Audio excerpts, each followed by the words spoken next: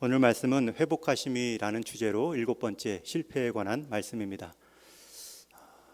7번째 실패면 앞에 6번째까지 나눈 이야기가 있죠. 그 제목들을 기억하시는지요? 소명, 재물, 가정, 일터 8월에 나눴고요. 9월에는 약함, 고난, 오늘 실패, 그리고 다음 주에 결핍까지 이렇게 8번에 갖춰 우리가 회복해야 될 영역에 관한 말씀을 맺을 것입니다. 앞에 4가지는 우리 몸 밖의 일들이지요. 소명이나 재물이나 가정과 일터 회복하셔야 됩니다. 그리고 9월에 나눈 이 4가지 약함, 고난, 실패, 결핍은 우리 몸 안에, 우리의 관계 안에 회복해야 될 제목들입니다.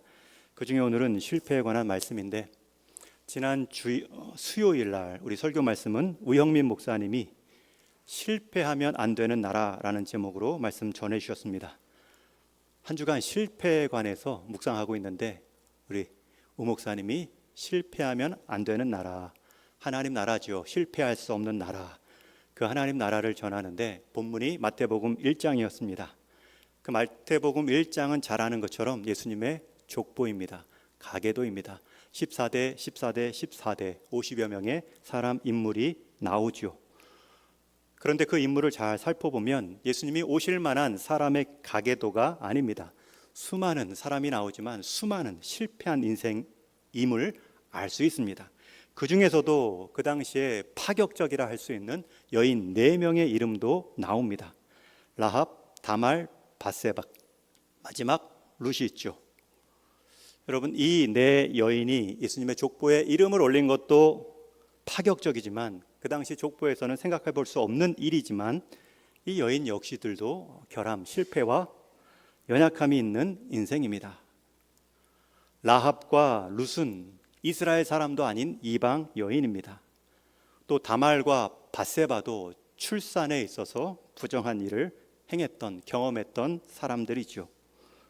그런데 그 여인의 이름이 4명이 나오고, 또 남성들도 실패한, 실수한 인생들의 이름을 보여주는데, 하나님의 나라는 이러한 사람의 실패 속에서도 멈추지 않고 성취되어 온, 실패하면 안 되는, 실패할 수 없는 나라임을 말씀해 주셨습니다. 그러면 사람은 실패하는데 하나님은 실패하지 않는 그 하나님의 마음은 어떨까요? 오늘 그것을 한 인생의 실패를 통해 살펴볼 것입니다. 오늘 본문에서도 한 인생의 실패가 자세히 기록되어 있습니다. 우리가 잘 아는 탕자이죠. 그는 실패하기 전에는 한 부유한 집안에서 사랑 많던 아버지에게 많은 사랑을 받던 아들입니다. 그런 배경을 지금 먼저 설명하고 있는 이유는 사람은 좋은 환경에서도 실패할 수 있다는 것입니다. 다만 그에게 있어서 실패는 한 가지로만 끝나지 않습니다. 하나의 실패를 덮기 위해 또 다른 실패를 반복해 왔던 인생입니다. 그는 먼저 아버지를 향한 효심에서 실패합니다.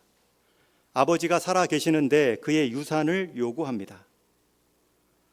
먼저 받은 유산이 내 것이 되려면, 이제 먼저 달라 해서 먼저 받아놨지만 이것이 확실히 내 것이 되려면 아버지는 빨리 죽어 없어져야 됩니다.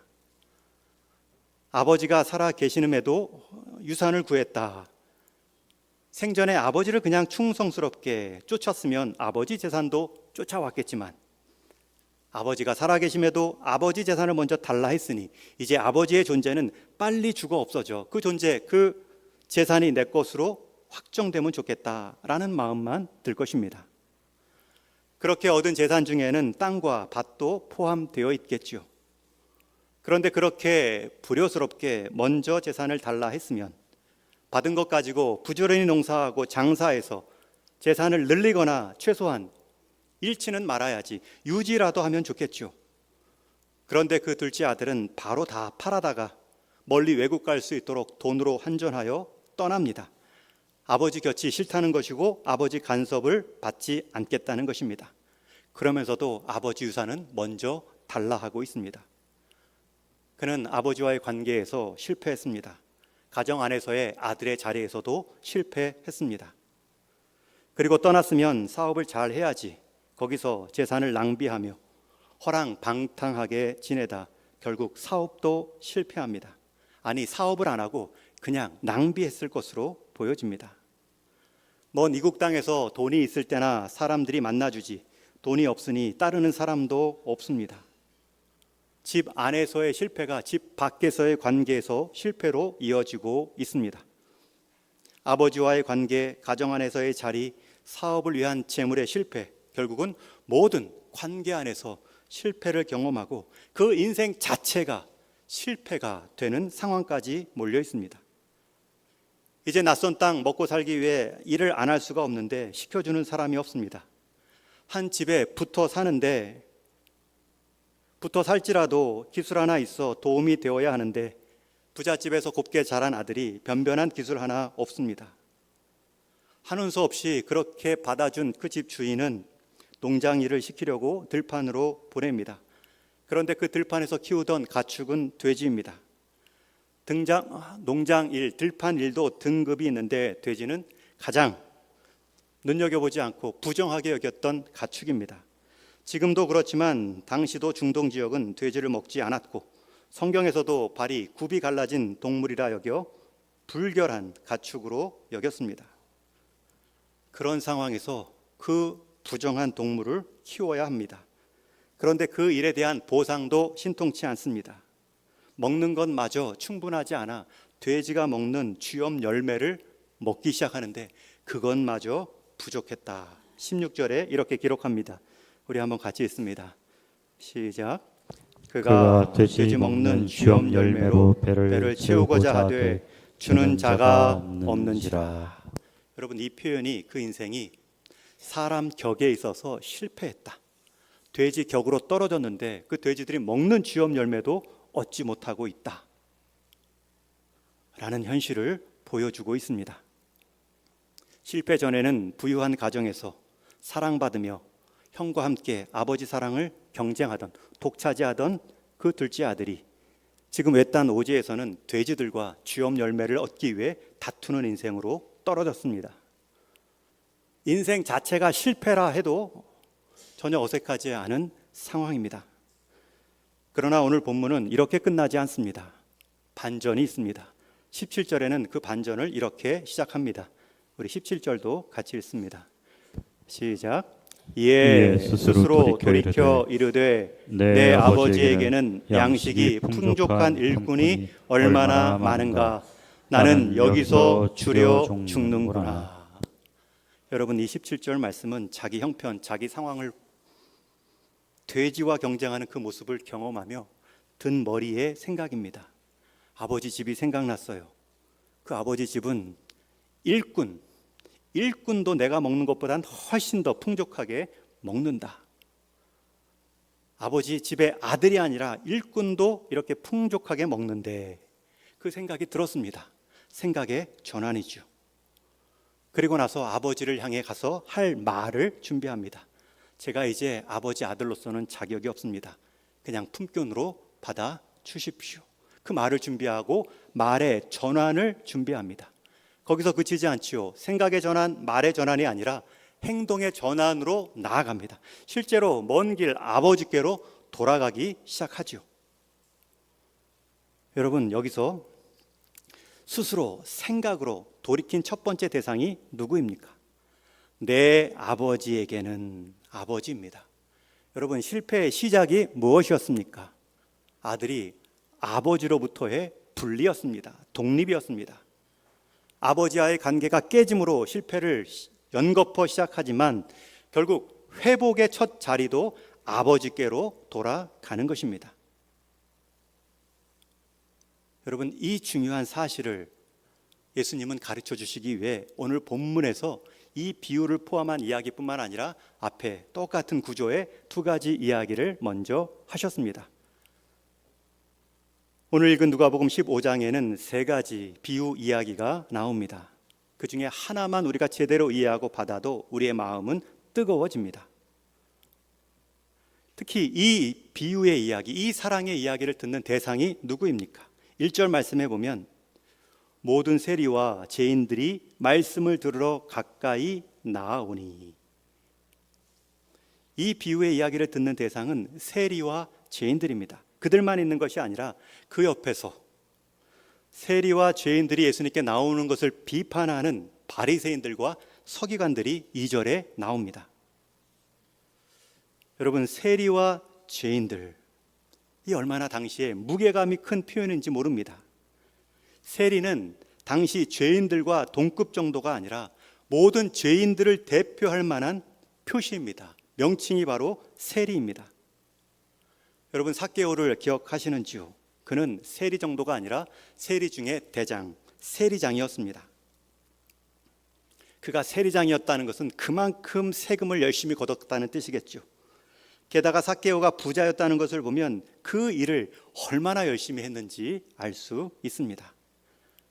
그만큼 사람들의 원성도 높았을 것이고, 그런데 그런 원성에도 불구하고 예수님은 그 삭개오 집에 그 많은 사람들이 보고 있는데 보란 듯이 들어갔습니다. 그때 주변의 사람들의 반응이 무엇입니까? 오늘 이어지는 15장 2절에 바리새인과 서기관들의 모습이죠.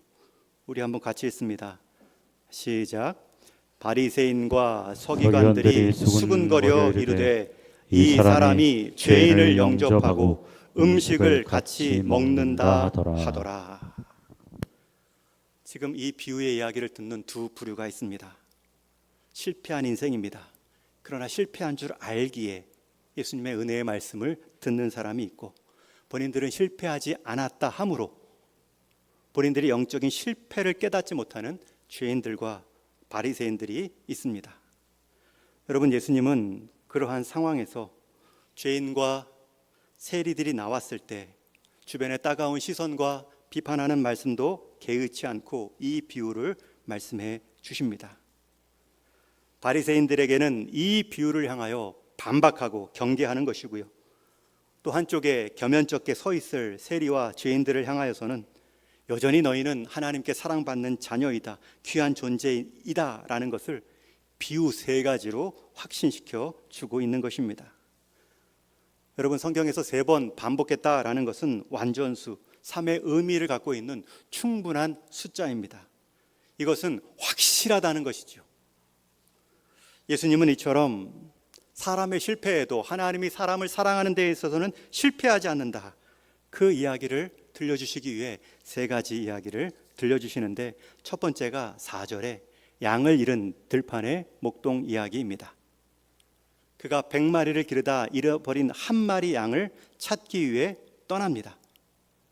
그런데 그 떠나는 모습이 억지가 아닙니다. 하기 싫은 일 억지로 마지못해 하는 모습이 아닙니다. 만약 그런 마음가짐이라면 얼마든지 들에 남은 99마리를 핑계로 한 마리 찾아 나서지 않을 수도 있습니다. 그리고 그가 양을 찾았을 때의 행동을 보면 정말 양을 찾고 싶은 마음이었구나 라는 것을 알 수 있죠. 찾고 나서는 그 잃어버린 양을 어깨에 메고 돌아옵니다. 그리고 나서 이렇게 흥얼거리며 돌아오지요. 나의 잃은 양을 찾았노라. 만약 하기 싫은 일 억지로 한 것이라면 찾는 순간 매를 댔겠죠. 다시는 무리에서 떠나지 못하도록 거칠게 화풀이하며 줄을 묶고 끌고 왔겠죠. 그러니 그 양, 그 인생, 그 목동에게는 어깨에 메고 나의 잃은 양을 찾았노라 흥얼거릴 대상으로 존귀히 여김 받습니다. 두 번째 이야기는 8절 이하에 한 여인이 10드라크마 중에 한 드라크마를 잃어버립니다. 앞에 것보다 무게감이 더 있죠. 100마리 중에 한 마리 잃어버린 것보다 10개 중에 하나를 잃은 것이 더 상실감이 큽니다. 이 여인 역시 잃어버렸다 포기하지 않습니다. 찾기 시작합니다. 언제까지요? 성경에서는 2번 똑같이 말합니다. 앞에 잃은 양도 찾을 때까지, 드라크마도 찾을 때까지 찾았도다. 이 들판의 목동은 그 먼 길을 찾아 나갔죠. 어디로 가는지 예고하고 가지도 않았는데 결국은 찾아내는 수고를 합니다. 이 여인은 집 아니라 할지라도 잃어버린 것이 드라크마 작은 동전입니다. 이것을 찾으려고 온 집안을 등불을 켜고 찾습니다. 구석까지 찾겠다는 것이고요, 쓸며 찾습니다. 내가 눈으로 보이지 않는 것일 수도 있으니 온 집안을 나무 빗자루로 쓰레받기에 담아서 다 모은 다음에 손으로 만지며 혹시 내가 눈으로 놓친 것은 없나 쓸어 담은 뒤에 하나하나 살피는 것을 보면 찾을 때까지 찾겠다는 의지가 느껴집니다. 그리고 여인 역시 결국 찾아내고 기뻐하며 말합니다. 내가 잃은 드라크마를 찾아내었노라. 그리고 나서 이제 세 번째 오늘 함께 읽은 이야기가 시작됩니다. 이 이야기는 더 상실감이 큰 이야기죠. 100마리 중에 한 마리도 아니고 10드라크마 중에 한 드라크마도 아니고 두 아들 중에 한 아들이 아버지께 미리 재산을 달라 하고 독립선언하며 멀리 타국으로 날아갑니다. 수치적으로 100대 1, 10대 1, 2대 1 문제가 아닙니다. 잃어버린 대상에서도 비교할 수 없는 큰 차이가 있습니다. 양 한 마리, 그 양을 살 수 있는 드라크마가 아니라 이 아들은 인격체입니다. 여러분, 잃어버려서 양과 드라크마를 못 찾다고 해도 재물의 손실은 있어도 관계의 상실은 느끼지 않죠. 그러나 아들이 떠났고 아들이 아버지를 등지고 나갔다는 것은 재물의 문제가 아니라 관계의 큰 상실을 경험한 아픔입니다. 점점 이 이야기는 뒤의 이야기로 중심을 옮깁니다. 잃은 사람의 신분도 이야기 뒤로 갈수록 더 강화되죠. 처음에 무언가를 잃은 사람은 목동입니다. 두 번째 무언가를 잃은 사람은 한 여인입니다.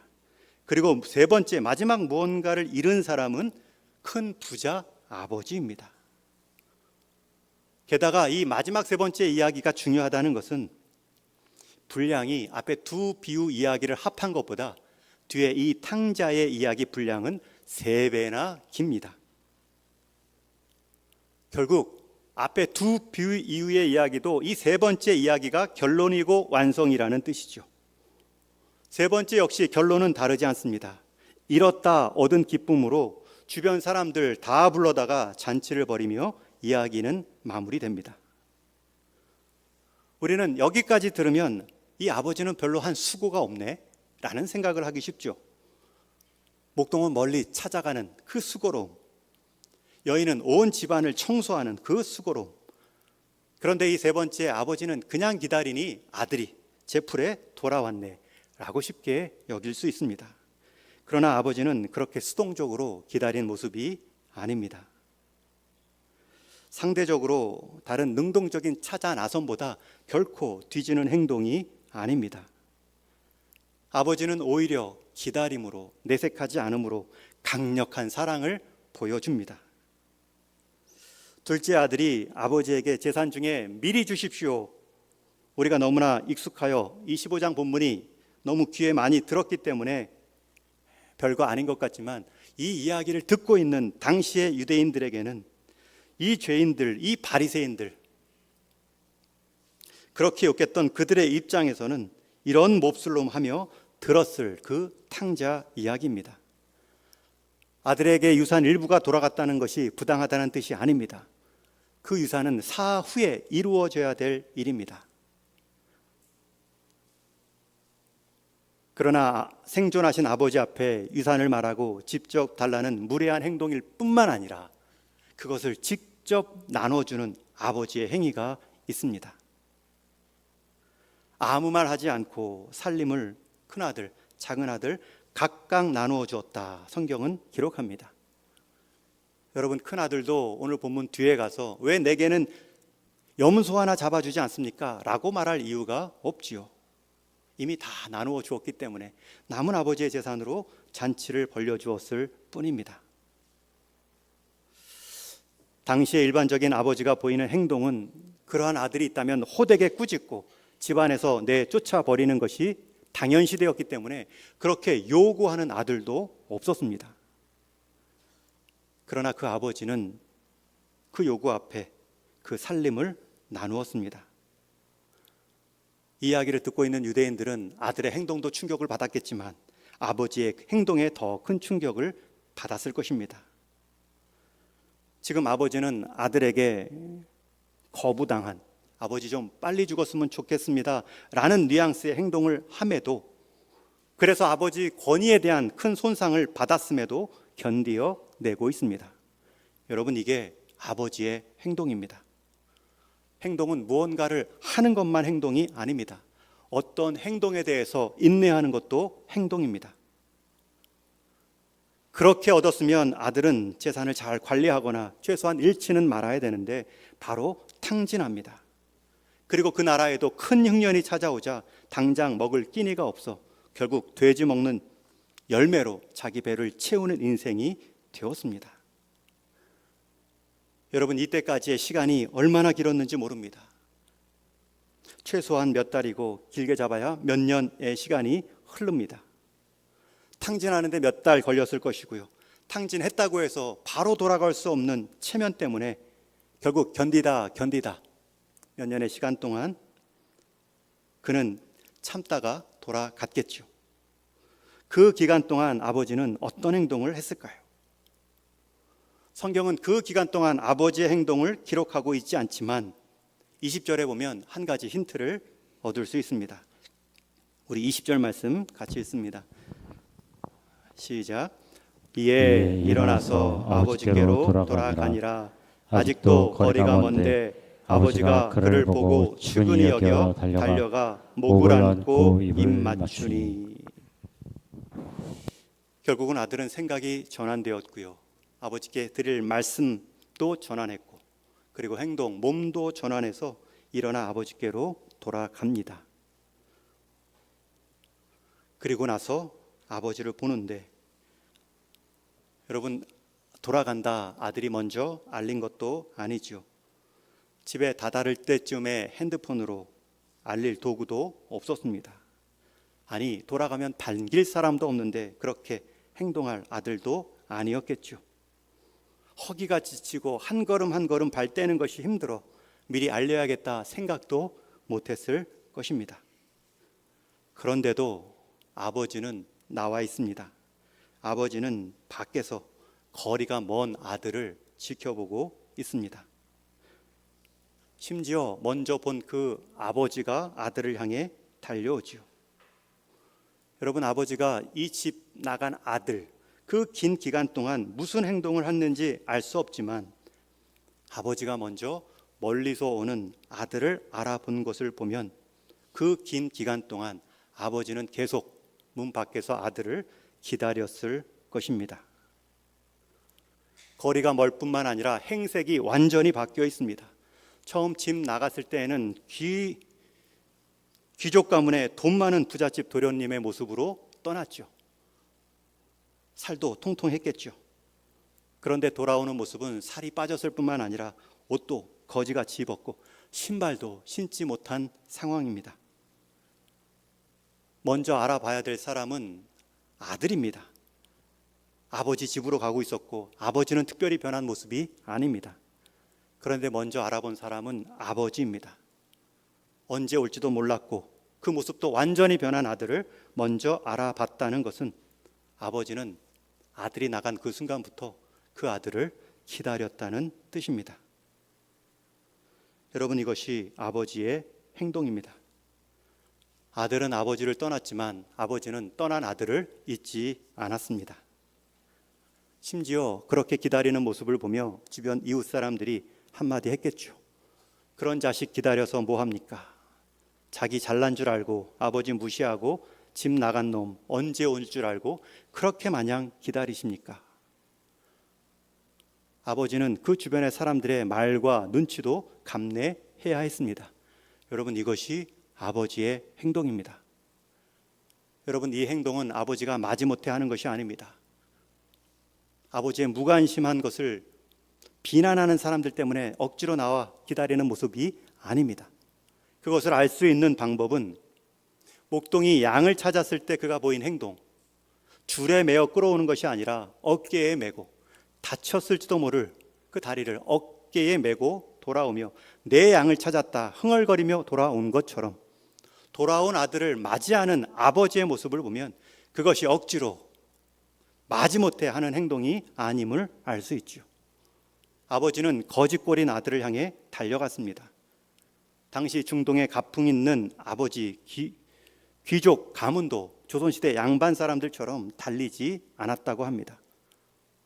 품위 있게 점잖게 행동하는 것이 어른의 모습이다 여겼죠. 그러나 아버지는 달려갔습니다.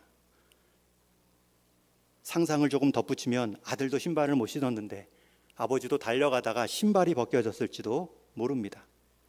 아버지 입장에서는 자신의 체면보다 아들의 체면을 먼저 가리기 위한 행동입니다. 그리고 그 아들을 끌어안고 입을 맞추며 종에게 명합니다. 제일 좋은 옷을 가져다 입혀라. 여러분, 그 집에서 제일 좋은 옷은 아버지의 옷입니다. 그리고 그것을 아들에게 입혀준다는 것은 그 아들을 종이 아닌 아들의 신반으로 다시 회복시켜 준다는 뜻입니다.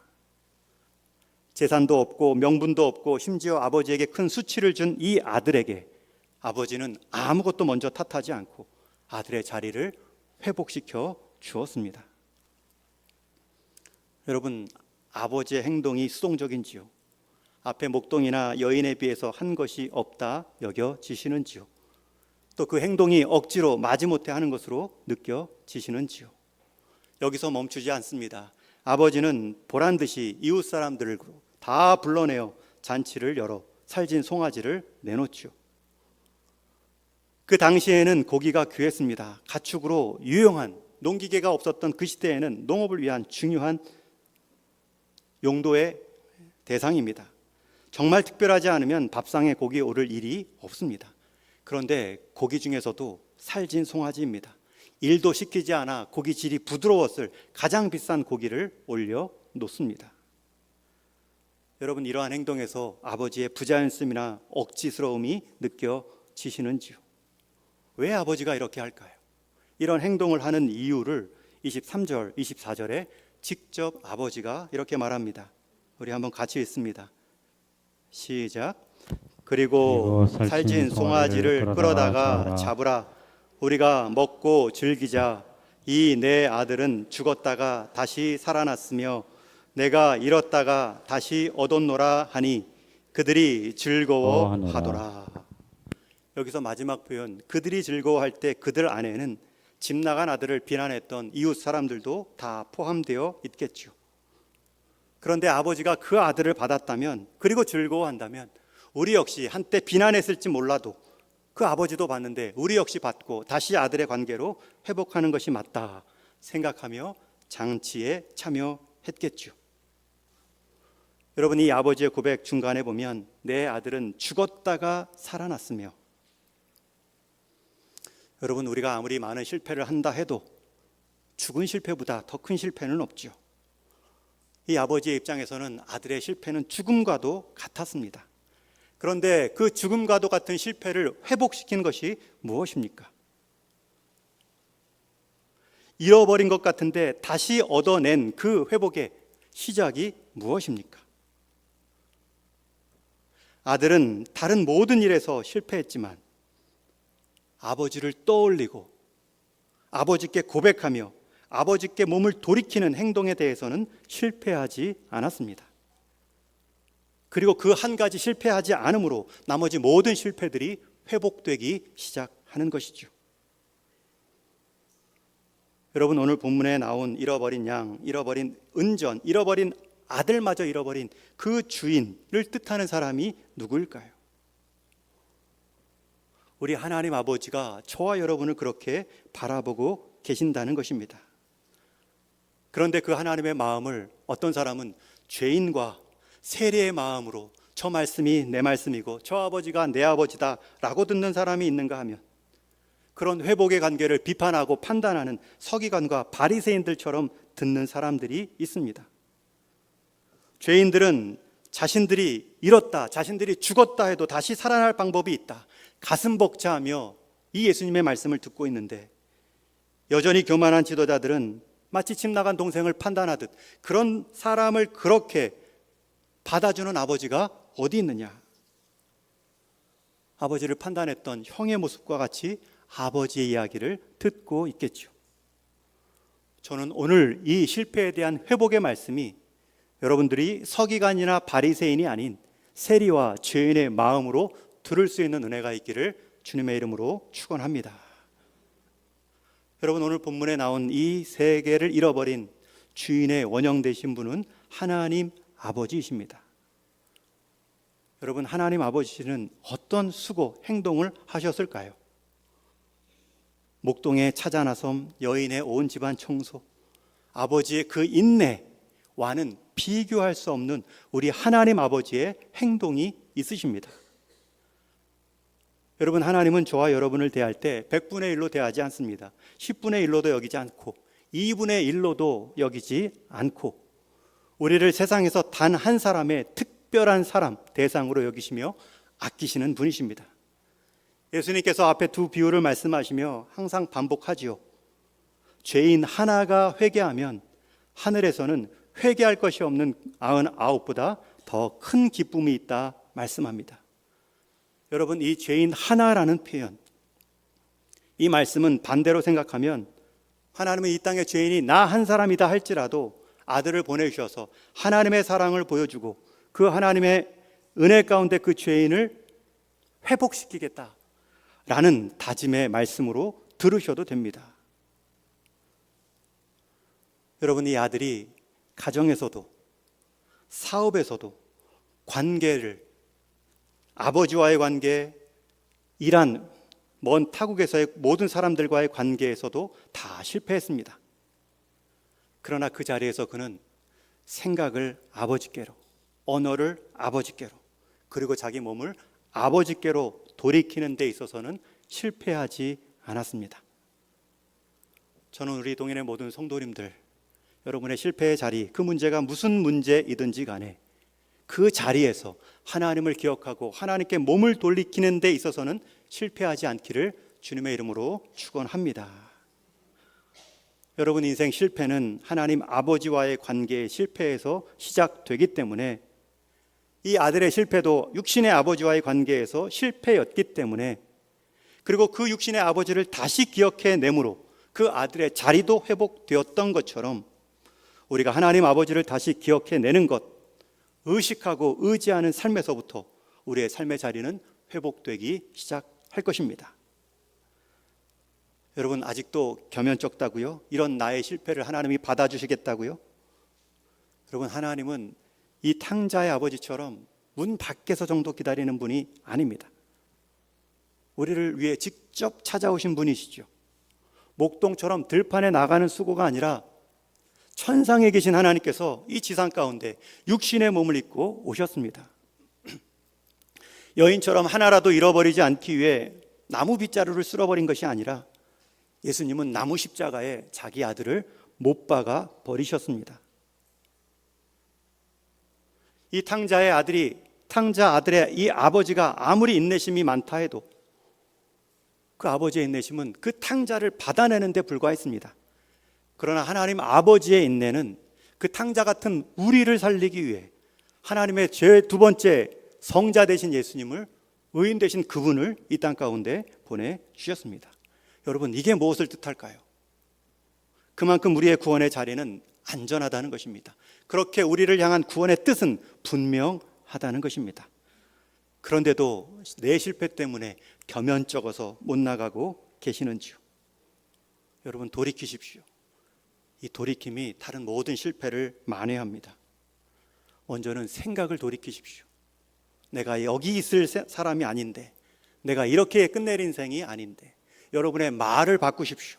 불평과 부정, 거짓말에서 하나님을 향한 신뢰의 말, 기도의 말로 바꾸십시오. 내 아버지 집에는 품꾼도 이 정도로 사는데 여러분 자녀된 여러분의 모습이 얼마나 풍족할지를 계속 기도함으로 아뢰십시오. 그리고 하나님께로 실제로 돌리는 행동을 멈추지 마십시오. 그것이 기도이든 예배이든 하나님께로 나아가는 여러분의 행동, 그 모습이 여러분의 많은 다른 실패들을 회복할 수 있습니다. 여러분, 우리 인생 실패 안 할 수가 없는 삶입니다. 그러나 그 실패를 다 만회할 수 있는 돌이킴의 은혜가 있습니다. 이 돌이킴에 실패하면 큰일 납니다. 실패 안 할 수 없는 인생이 하나님께로 돌이키는 데마저 실패하면 소망 없습니다. 그러나 어떤 실패를 하든지 간에 하나님께로 돌이키는 생각과 말과 행동이 있다면 하나님은 결국 우리를 자녀 삼아주심에 부족함이 없이 인내하시고 받아주시며 새롭게 해 주십니다. 끝나지 않고요, 죄인 하나가 돌아오면 일어나 춤추시는, 기뻐하시는 하나님으로 우리를 맞이해 주십니다. 여러분, 오늘 주보에는 함께한 생명, 여러분들이 품을 태신자 카드를 넣었죠. 여러분, 우리의 수고가 이름 적는 것도 불편해하지 않기를 바랍니다. 들판에 나가라는 것도 아니고 청소하라는 것도 아니고 우리가 함께 기도하기 위해 우리 가족 가운데, 일터 가운데 그렇게 기도하는 과정에서 하나님은 기회를 주시고 우리의 작은 수고를 통해 하나님 아버지 되심을 경험케 해 주실 것입니다. 우리 인생 실패가 많다 해도 하나님과의 관계에서의 회복, 그 일만큼은 실패할 수 없습니다. 그러한 회복의 시작이 아버지와의 돌이킴으로 생각과 언어와 행동을 통해 경험하시는 저와 여러분 되기를 주님의 이름으로 축원합니다. 기도하시겠습니다.